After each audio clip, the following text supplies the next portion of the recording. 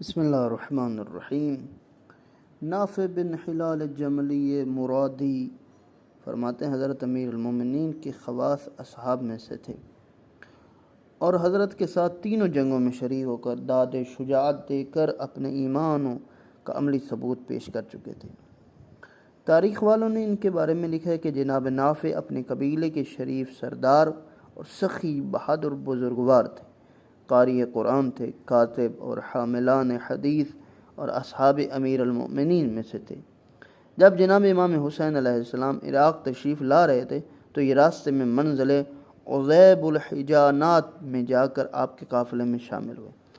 چونکہ وہ اپنا کامل نامی مشہور گھوڑا کوفے میں چھوڑ کر آئے تھے اور اہل خانہ کو ہدایت کی تھی کہ وہ ان کو پہنچا دیا جائے،